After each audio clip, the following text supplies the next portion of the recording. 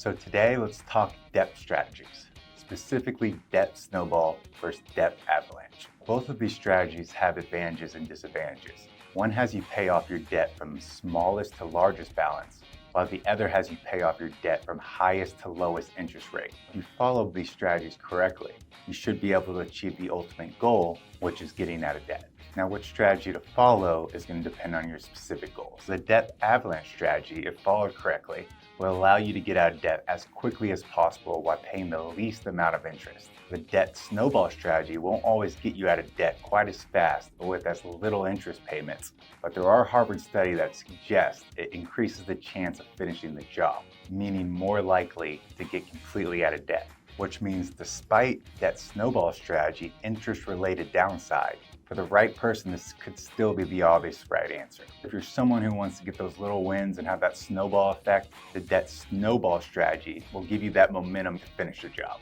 So let's get to the experts. Today's episode is brought to you by Security Financial Management.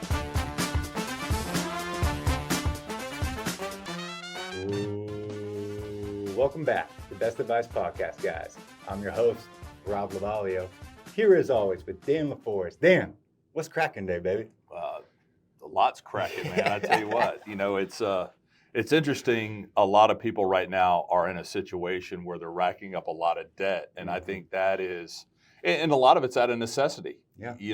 Cost of living has really been a major factor for many Americans here over the last couple of years. And I know a lot of people are stressing about their financial situation and how to possibly get out of it at some point. I think we should do another episode, maybe not today, obviously, but we should do an episode on, is debt bad? When is debt bad? When is it good? That's going to be a totally different episode. But for today, we're going to be getting into debt, which leads us to the question of the day. Today's question comes from Keith from Claremont. Keith, what you got for us? I've reached a phase in my life where I'm looking to cut away at my debt. I've seen two strategies, debt snowball strategy and debt avalanche strategy. Would you suggest one over the other? What's the difference? Thank you, Keith. I'm going to leave this one to the expert. Dan, bring it home for us, baby. Well, debt accumulation, again, is a major problem for many people. I think you have to get back to how you got there. And then the question is how do you get out of it? And I think it all comes down to who that individual is and how they think. I was thinking about this analogy that I've heard years ago is, do you need a carrot or do you need a stick? And it goes back to, if you got a horse, right? Do you put a carrot out in front of him? Does that give him the incentive to move forward? Or do you need to whack him with a stick, right? And that's going to give him the incentive. And when you're talking about the two strategies, I think it falls in line with that same mentality is, who are you? What is your discipline level? And are you serious about your objective? I think the snowball effect, right, is if you're someone who likes little wins, right? Like, I need to see a couple little wins to get the motivation going, right? But big picture, smartest financial decision would be It's the avalanche. The avalanche, right? The avalanche. So two different philosophies. And like you said, the snowball method is essentially allowing you to see quicker results. And really with that strategy, if you're assuming you have three levels of debt, you have a car payment, you have a credit card, or you have a student loan, okay? You're going to take the smaller of the three. Doesn't matter the interest rate. You're going to take the smaller of the three and pay that one off faster. Smallest amount or smallest interest rate? It's the smallest amount. So let's say you have a car payment that you owe $40,000. Yes. You have a credit card where you owe $10,000, or you have a student loan that you have $10,000 left on. What it's saying is you're going to focus on the smallest amount of debt left, even though the smallest amount may have the highest interest rate, okay, or the lowest interest rate, is you want to pay off the smaller one first. Now you're going to take that payment once it's paid off, and you're going to apply it to the second largest. Okay, that makes sense. So now you get the second largest knocked down because now you've doubled up that payment. Now you're feeling good. Now you're feeling good. I'm starting to see the results, right? Then you look at that final debt that's much larger in size. That is the snowball. That is the stick. Yeah. Okay? Yeah. That is the stick. Yeah. That is somebody needs the motivation to stay on track. And that is your visual of seeing that. In today's day and age, everyone, or not everyone, it seems a lot more visual learners. I'm a visual learner, right? So that's why it makes sense to that kind of personality. I think that might make sense for me because I like to see stuff. I like to see it. I like to feel it. I like to think. You know, I'm a step ahead of where I was yesterday. With the Avalanche strategy, you don't necessarily get those little wins. You're kind of waiting slowly. The turtle's kind of winning the race there, right?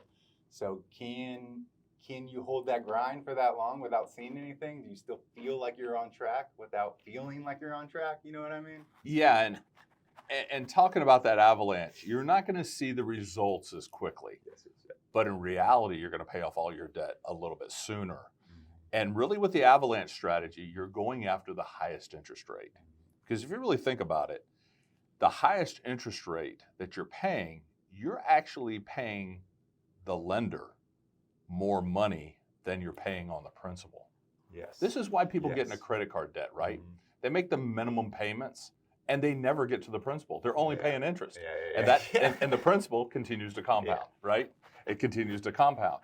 You're never going to get away from that. You know, I had one of my kids came to me when they were in college and they had like $8,000 in debt at 28%. Yeah. You know, how do I get out of this? And, you know, the first step was cut off the credit card. You know, you're not going to use it anymore. Stop. And then get on the phone with the credit card company and see if we can structure that debt where now they're going to give you some breaks and we're going to have a payment plan that's going to get you out of that hole.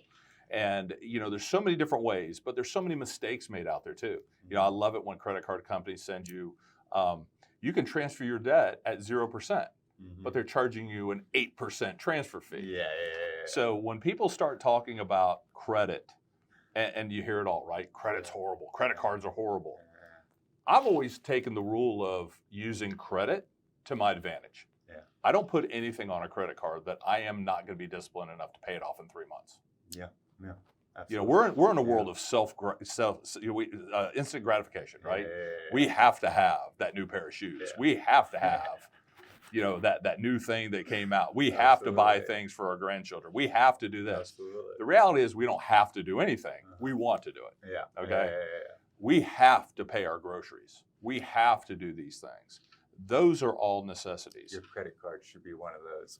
But credit cards actually give us a lot of freedom if they're managed correctly, if we can control that debt. But when you get into a situation where you're no longer paying back what you borrowed, that's the problem.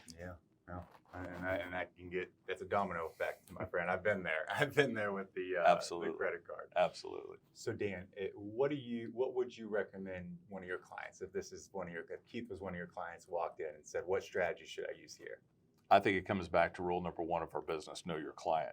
Are they a carrot person or are they a stick person, right? But just like anything else, you want to lay out a plan that's, number one, easy to understand. Okay, they understand not what they need to do, but why they need to do it, why they're taking this strategy. There's a lot of discipline that goes into anything that you want to be successful in. Whether you're saving for retirement, whether you're making a purchase. You know, a lot of people go out and buy assets that they want but don't necessarily need.